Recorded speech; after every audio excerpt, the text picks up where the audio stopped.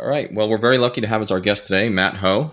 Matt is a member of the advisory boards of Exposed Facts, Veterans for Peace, and World Beyond War, as an associate member of Veterans Intelligence Professionals for Sanity. In 2009, he resigned his position with the State Department in Afghanistan in protest of the escalation of the Afghan war by the Obama administration. He previously had been in Iraq with the State Department team, as well as with the U.S. Marines. He is a senior fellow with the Center for International Policy. Thanks, Matt. I'm sure you're tired of hearing that bio with all the appearances you've been doing recently, but thanks so much for being here. And the first thing I want to ask you, so for our listeners to kind of get some background is, would you mind first expanding on your own background and professional experiences briefly, and sort of specifically discuss your intellectual journey and how you became an activist and a member of Veterans for Peace, et cetera? Yeah, sure. Thank you for having me join you all. I graduated college in 1995, and I worked for a couple of years in finance before I joined the Marine Corps in January of 1998, so almost 20 years ago now. I went to Officer Candidate School. I became a combat engineer officer, was stationed in Okinawa, Japan for almost 3 years, and ended up working for the Secretary of the Navy directly in the Pentagon in 2002. That Forrest Gump situation, because that's how I kind of ended up there in a Forrest Gump manner, kind of got me into positions that for a person my age and experience level, you don't really get to. So I got to be a very junior person at some very senior levels. And I ended up being on a State Department team in Iraq for a year, then had command of a company of Marines in Iraq, as well as working over at the State Department, and then also too with the Department of Defense before getting a direct appointment into the Foreign Service. Again, because of people I knew and kind of Forrest Gumping myself into that situation, and then resigned from that position in 2009 while I was in Afghanistan because I wasn't going to go along with the escalation of that war after being part of everything else previously. Since then, I've been working in opposition to the wars, in opposition to what I've come to see and believe as these wars to preserve American empire, these wars to preserve American American conquests that we, as a country, either took through force and violence or fell into our laps following the Second World War. But so I've been now actively since 2009 working for issues of peace and social justice. Really had the opportunity to follow my conscience and also follow what I believe to be an intellectually honest path. That's where I find myself today. That's great. I think you've got kindred spirits here with Chris and I. And yeah, absolutely. It's extraordinarily difficult to express yourself intellectually in an honest manner, especially within some of these large organizations that we're in. And today, later on the pod, we're going to be talking about the all-volunteer force and the end of conscription. And some of the things you were mentioning made me think about how different movements like the peace movement might be if people still had skin in the game, if individual citizens might still have to serve. So, you're a volunteer, I'm a volunteer, Chris was as well. But it's really interesting to see how you've made the transition to the peace and social justice movement when so many of our citizens are apathetic. Yeah, and I think part of it. I think for in Danny, I believe it might be in your case as well. With and probably with Chris's too.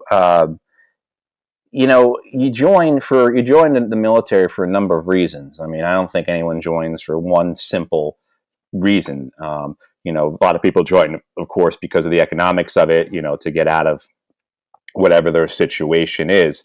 But I think for a lot of us also to join for reasons because certainly for me, it was because I was one of the main reasons I was bored. I was working in finance, and it was I just couldn't imagine having the remainder of my life being about spreadsheets and making sure the board of directors was happy with the current quarter's numbers. I just couldn't imagine that. And so you join because you want to be part of something bigger, and you want to have maybe some adventure, you want to have risk in your life or do something serious. But I think also, too, a lot of us do join because we feel that we want to be of service. We want to help others. We want to make the world a better place. And we have this, it's mistaken, or it's naive, or it's not fully constructed, our understanding. But we join the military because we think that's a way to be of service. That's the way to help others. That's a way to fight for liberty or freedom. And what I think you find as you're taking part in these wars is that you're not the one who's changed. You're not the one who has come to have this revelatory experience. It's that I should say, what the revelatory experience is then is not that you're on the right side, it's that you're on the wrong side. Is that you still have those values in you. You still want to help. You still want to do good. You still want to help people, have a better life. But what you've come to realize is that your military, your country, is oppressing others, is causing this violence, by its presence is fueling this insurgency. And so I really do believe that I didn't change over these last many years. It's just that I've become truer to my values and truer to my conscience, truer to my own sense of morality, and truer to what I believe I want to do with my life. So I think that's something that people need to understand, is that you don't really change as much as you become stronger or bolder, or I think maybe in my case, just so sick of what you're taking part in, you can't do it any longer, and then you end up finding a way to actually express yourself, and you follow that. Yeah, absolutely. I really like your point about whether it's you that changes, or the institution, or maybe the revelatory moment is realizing that you aren't necessarily on the right side. And I've been writing about that recently, and I think it's really an interesting point, and something we all have to kind of after 1, 2, 3, or even nearly a career in the service. Chris, I'll turn it over to you. I know you've got a question. I guess I would ask you about whether you had any success in picking out the good guys. It seemed to me when I was in the service that finding people who chose intellect and logic over other values was pretty difficult. And so, in coming out of Afghanistan, of seeing this awful war, what have been the things you felt has gotten the most word out about it? To your first point about not seeing others with that type of intellectual honesty or that moral honesty, you do. You one of my clearest points when I finally left the Marine Corps for good in 2008, and then I ended up going into the Foreign Service. I couldn't really uncommit from that life, uncommit from that career. Is that like I didn't see any colonels or generals that I wanted to become. There weren't these people who, at that point, I was about to be promoted to major. If I had stayed if I had been in the Marine Corps for a month longer, I would have been promoted. You don't see, and I remember as a lieutenant and as a junior captain, seeing some majors get out at the 12-year mark, 13-year mark, and thinking, wow, that's really gutsy, or in some cases really foolish. But looking back, like the two of them in particular, I think about who did that, like it really made a difference to me, because I saw that there was a path forward. There was a way to go and follow what you believe to be the correct thing to do, as opposed to sacrificing all the time you've already put in, or giving the institution one more chance, or that when you get to be a colonel or a general, you can make a difference, you can change things. I saw that these guys, took that step, and that was a really important thing for me to see, to give me the courage to do it as well. And to your second point about, getting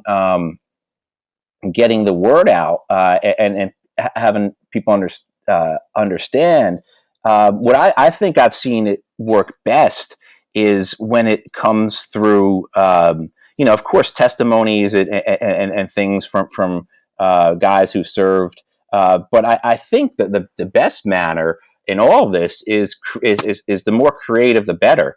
The use of fiction, or the use, whether it be film or novels, I think is the best form to get people to understand. And you always hear that, at least growing up and studying literature and everything, always kind of understood that fiction paints a better picture of truth a lot of times than the truth actually Absolutely. does. Right? So I think it's in that case through uh, various films or various movie or various books. And they don't have to be specifically about the wars. They can be science fiction. A friend of mine had really great experience using the film Avatar back in 2010 or whenever that came out. Because at the end, everyone is cheering because the mercenaries are leaving the planet. And he's able to make that connection to people who watch the film of, okay, well, how does this relate then to Iraq and Afghanistan? Okay. How does this, right? As well as too, then the stronger, I've always said that the two greatest works, the two things that I have felt have been the most honest portrayals of war have been the novel Catch-22, and of course the film MASH, and also the novel MASH that the film was based upon was also very very powerful. But those two works I always felt paint the picture of war the best through satire and absurdity, because there is such a heavy dose of both of those things throughout war. Right? I mean, there's both such a heavy dose of that, and there's a terrific, I'll paraphrase it because I won't be able to quote it verbatim, but there's a terrific line uttered by Socrates about how the tragic and the comic are as inseparable as light and shade. That you can't have one without the other, right? And that they're tied together. And I think that's so true. And so I think that's the best way of getting the message across that I've found, because so many times when people are just preaching at people or lecturing at people, it gets taken in such a heavy-handed manner, or it can be dismissed as that's just one guy's opinion. Not to negate the value of people like us speaking about our experiences. And certainly one of the organizations I do so much work with, Veterans for Peace, that's the reason for Veterans for Peace, is to educate the public about the true costs and realities of war. But yeah, that's what I've found is the best manner is through creative means. It's funny, as a major who's got 12 years of service and about ready to leave, I can't help but wonder what I'm either brilliant or mad.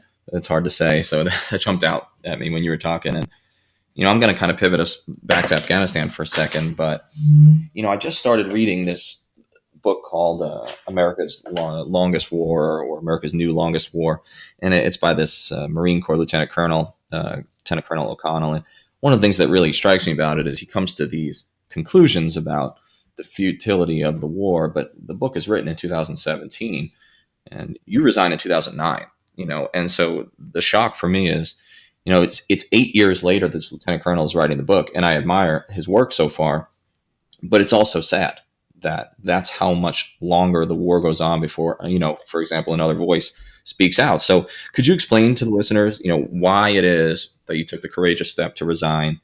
What was it that you found so disturbing about then President Obama's war policy? Oh, gosh. For me, it was my third time at war. I'd been twice to Iraq before and had struggled with issues from the war already at that point. I was already suicidal, was already, leaning on alcohol as my medication. When I got to Afghanistan, though, so much of that went away. And I was living a life that was best described by one veteran I heard when I chose to go back to Afghanistan as like, I could either die here in the U.S. or I can die back overseas. Like, that's where my mindset was. I was so sick from the war, so sick from taking part in all of it. But at that point, though, I also had a career. I also was well regarded. I had a lot of success. I had friends in various positions at the Department of Defense and at the State Department who I had worked for, who were senior people. So I was able to get this appointment into the Foreign Service and get a position on a PRT, a Provincial Reconstruction Team over there. The other person who at the same time got the same kind of position was a woman who had been a staffer on the Senate Foreign Relations Committee. So it was certainly a closed process to do these kinds of things. She had also worked as like Bill Richardson's foreign policy advisor. But I think I also believe too that coming off of this again, most of this was occurring in 2008 as I was going, accepting this position and my thought processes. At this point, we were seeing the value of what had occurred in Iraq in terms of our engaging in the political process with the Sunnis. And I have been there in 2006, 2007, as well as 2004 and 2005, all in Sunni areas, first up in Salah ad-Din, up in the Tigris River Valley, and then the second time in Anbar in the Euphrates River Valley.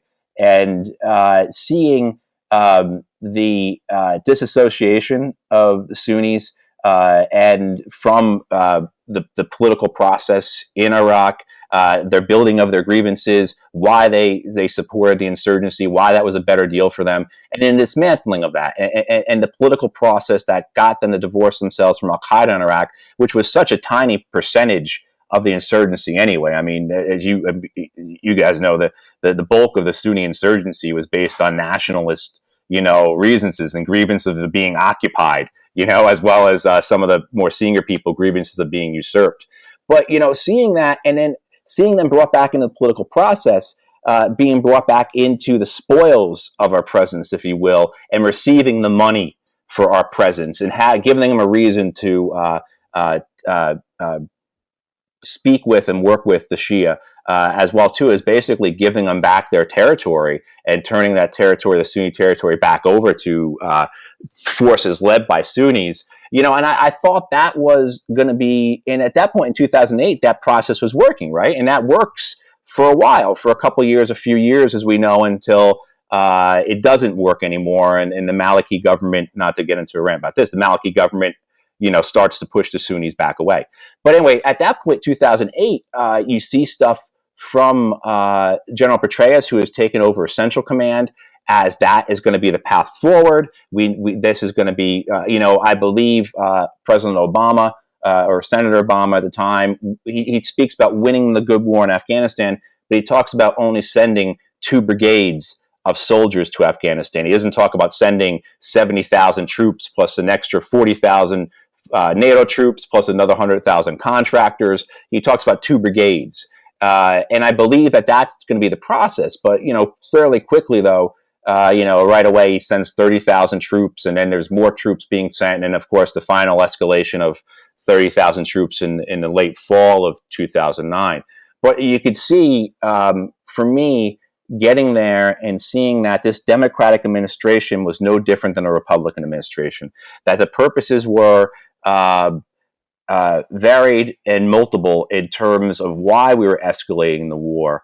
And none of them were good reasons, and all of them were going to be bound to failure.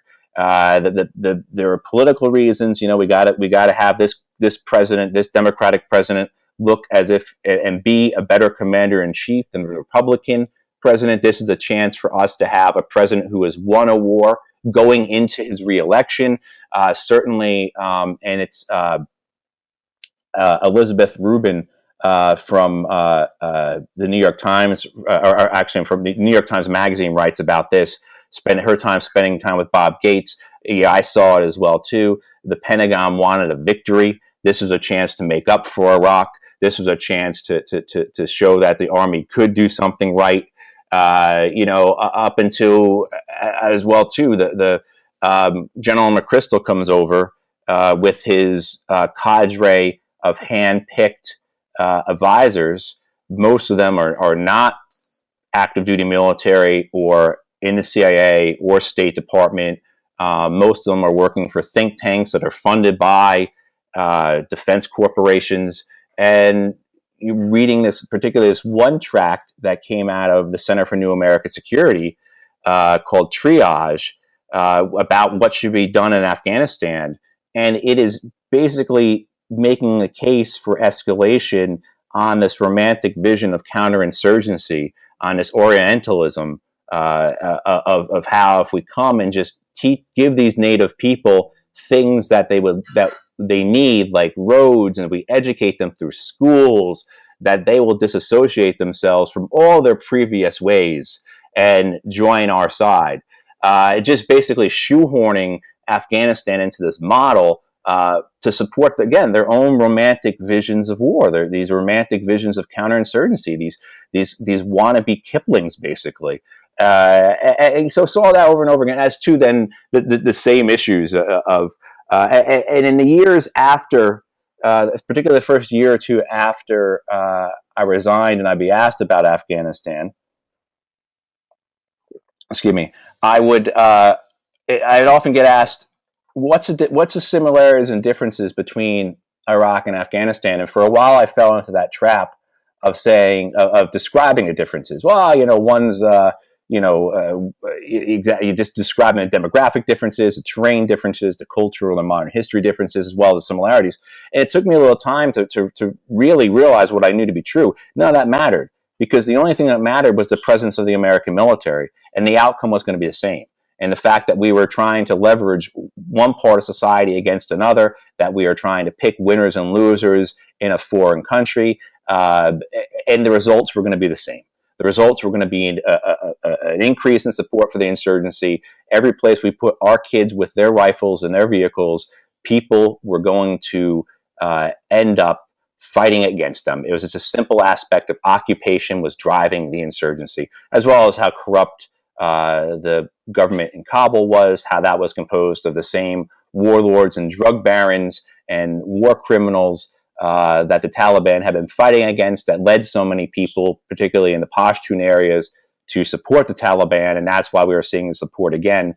It goes through that until I finally can't do it anymore. Finally, I can't support the lies of it all.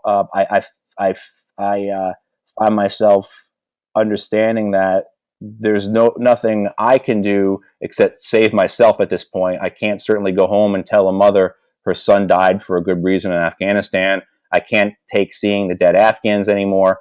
And so I find the courage because of a note my father wrote me, to quit. And so I did. And when I quit, I really meant to quit. I really meant to just be done with it all, be done with war. No intentions of striking out and fighting against the war, American empire, or anything like that. Those thoughts were not even a remote thought in my head until after I've been home for a couple of weeks, and I end up becoming very frustrated by what I'm seeing and hearing about the debate about the war through our media, particularly too, since so many people that I spoke with before I departed agreed with my assessment on the war. Both military officers and civilian officials, and then to see none of that being reflected in the debate on the war was upsetting to me. And so, I end up speaking to the Washington Post, and here we are, 8 years later, still talking about it.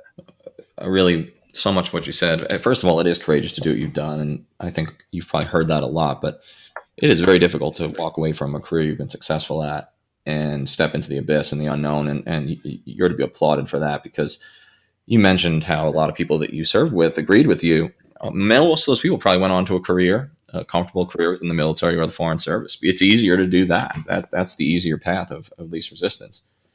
The next thing go ahead, please. I was going to say, you do get the golden handcuffs a lot too. So I was a political officer in a province, in Zabul province in southeast Afghanistan. And when I wrote my letter, it went around throughout the whole embassy, of course. And my counterparts in all the other Pashtun provinces where the violence was significant and really bad, and so when my counterparts in Helmand and Kandahar, up in Kunar and Nangarhar and Nuristan, Uruzgan. I remember at least 6 of them speaking to me before I left and saying, "Hey, I completely agree with you." I've got the Ambassador Eikenberry agreeing with me, Ambassador Holbrooke agreeing with me. The deputy ambassador at the embassy says to me, I've got military-aged children, and I would not want them to serve in this war. So you're having that type of view come, and that's just from the State Department people that I spoke with in the week or two before I left Afghanistan, then let alone, but people have, a different, some people, are able to walk away from it because they know they'll never be involved with it again. Particularly that's a State Department case. You do your one tour there and you're done. You don't have to go back again. They'll get some other people to go. In the military, it's different, though. I think with the military, you're end up going to go back. You're going to end up going back potentially or probably, depending upon your MOS and your rank. But you've got a wife and you've got kids, or you're also committed to your troops. You're committed to your men and your women, and so you're able to focus down and look at that responsibility as opposed to looking at the bigger picture or having to listen to your conscience.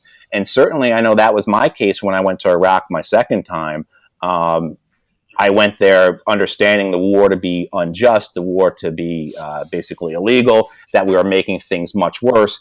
But I could focus on the 152 Marines and sailors that were under my command and only focus on them and see that as my responsibility to try and bring as many home alive and in as many pieces as I could.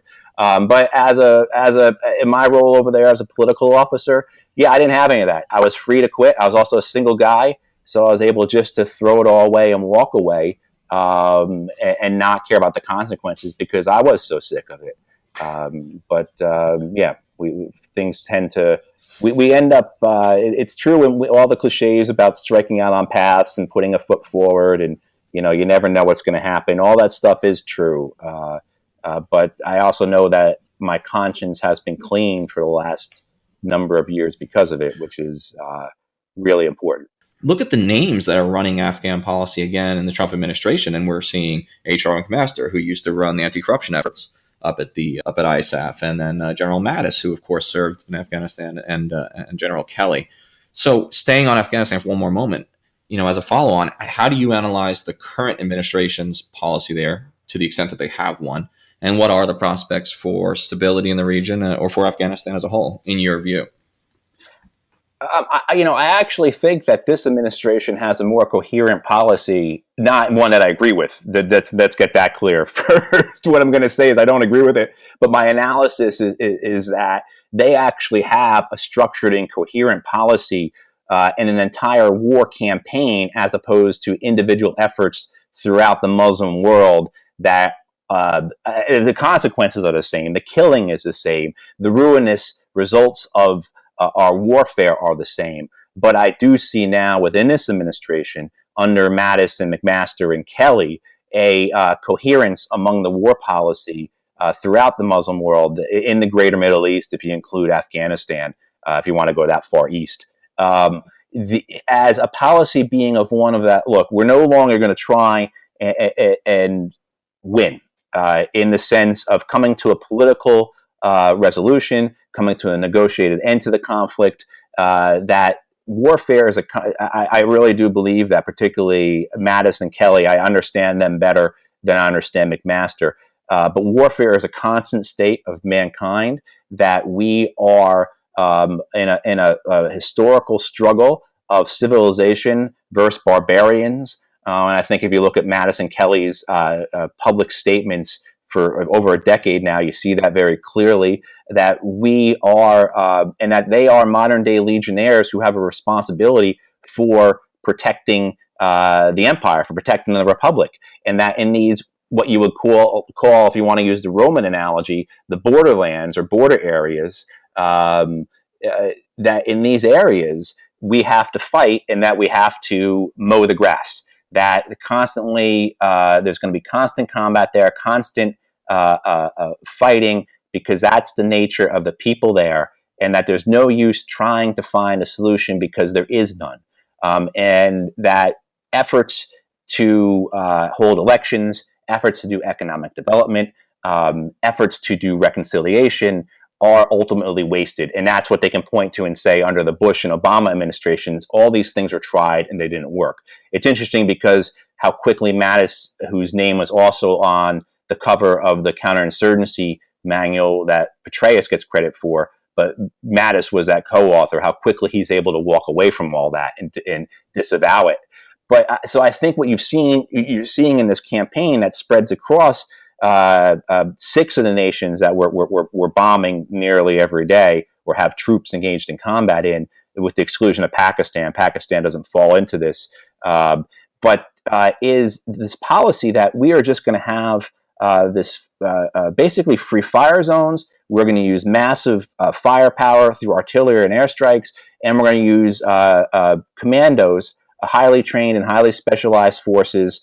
I think we hear the term commando and we think of our guys in Delta or guys in the SEAL teams, but I think you have to broaden that to have more of a view of commandos being battalions of troops who are very loyal, very capable, well trained, who can fight well, and then you have these masses of militia fighters as well. But we're going to use our proxy forces, allied governments, or say in Syria, the Kurdish forces, to control these areas.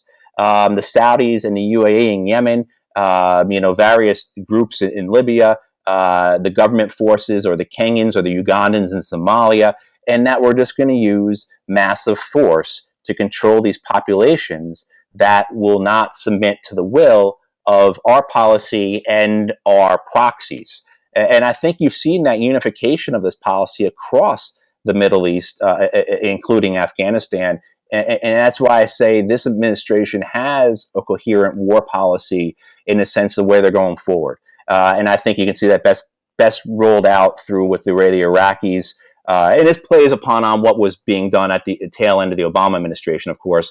But you see that especially, I think, through the Iraqi campaigns in the Euphrates and Tigris River valleys, where cities were just leveled, the people were punished, and basically subjugation is the principal desired effect. Seen again in Yemen with how the Saudis and UAE are operating, and I think it's what you'll see in Afghanistan going forward, particularly since those troops, people talk about, well, what can only 4,000 troops do? Well, it's the nature of what the troops will be training, as well as additional NATO forces, helping to teach how to call in for airstrikes, how to call in artillery, as well as providing more artillery, more gun tubes, as well as providing more airstrikes. And then using these commandos, whether they be actual guys who can come into a village middle of the night and terrorize a population, akin to what, say, the Phoenix program did in the Vietnam War, the death squads did either in Central America or in Baghdad, or commandos in a looser sense who can actually fight at a company level or a battalion level somewhat well. As we saw, I think, the Iraqi special police forces and Ministry of Interior forces do in Mosul or in other Iraqi cities. So I think that's, that is what I see as their policy moving forward. And this allows them to use other resources around the world, but commits the United States to a policy of military purposes for military ends only, which is a really dangerous thing. People were concerned about having all these generals in the White House, basically. And this is what you get when you have all these generals in the White House. You have a military policy that's based really just on military goals. And which totally misses the ultimately political nature of war. But I think it's really interesting what you're saying about the differences between. Yeah, well, I mean, to pop onto that political point, it's not just the political nature of war; it's the political calculus that comes from having civilians or politicians in control of the military. Is they have to view the use of American power through ultimately what that's going to do to their chances of reelection or their popularity or approval ratings. There's no political control on these policies, and that allows anything to occur. When there's political control over the policies, the politicians, the civilians as we call them, or the politicians, will necessarily hold back in some regards, or will, I mean, now it could, of course, be dangerous, and they could become very populist, and of course, uh, agree to the bloodlust of voters, maybe.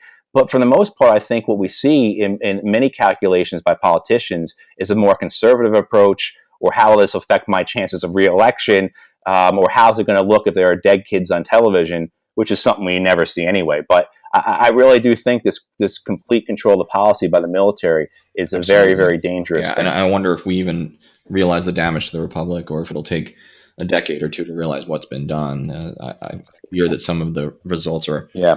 are down the road. Yeah, whether or not, and what will the next administration do, whether it be Democrat or Republican, if Trump doesn't win? I think I'm actually an outlier, a guy who thinks that Trump will win re-election. I actually do think he will, but that's a whole different podcast episode, I guess. But what will the next administration, if say it's a Democratic administration, will they keep up the same control of policy, this uber militarized foreign policy? And we had, as you guys know, we had a militarized foreign policy before Trump. I mean, we had President Obama, inherited, came into office with 2 wars, and he left with 7. He spent more money on the military than any other president. You go back to FDR to find a president who spent more money on the military than President Obama did. So we can't kid ourselves into thinking that this is about Trump. But what becomes of this, and what is the point that the American public recoils from it? I don't really know, particularly as one of the genius or brilliant things about this, similar to, I think, what you want to talk about with conscription, is it takes the skin out of the game for so many Americans even further. So by utilizing not just drones and manned airstrikes in areas where there's no threat of our aircraft getting shot down, but utilizing proxy forces, the American public is completely disengaged. And I think the American public is very supportive of these wars in that sense. Look, the Afghan military and Afghan police are losing between 30 and 35 guys killed a day in combat. Americans don't care if Afghans get killed, but you have a handful of Americans get killed anywhere, and it now becomes a political issue that can be used by one party against the other. So this is a brilliant policy for those who are in favor of the constant war, or who want the endless war, or who see the value in that, particularly the corporations, right? But also, too, those who believe in this need for America to be out there defending its borderlands, as I think, a way to look at this in terms of historically, to be fighting the barbarians who are at our gates to defend our republic or our empire overseas. This is a great way to do it, because the only people getting killed are these brown-skinned Muslim folks, or maybe they're a darker shade if they're in Africa. But like that, and so it doesn't affect the American public, and the American public goes along with it, just as the beauty of getting away from conscription in the draft was for the American military to take the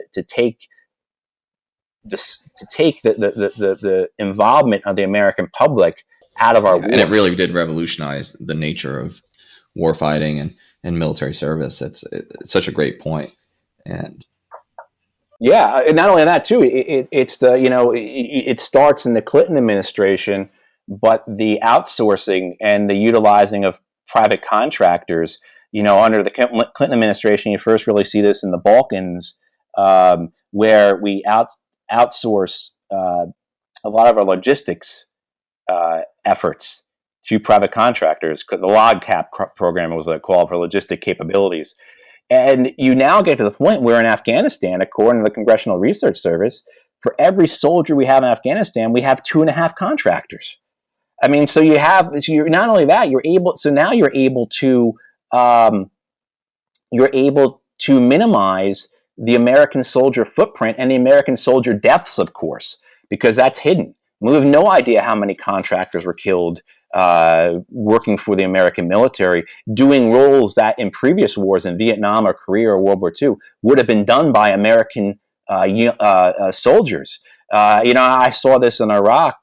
You'd be on the main supply routes, and you'd see the burned out hulks of the logistic vehicles that we were using, the huge semi trucks, the big tractor trailers, in Afghanistan, the jingle trucks, as we call them.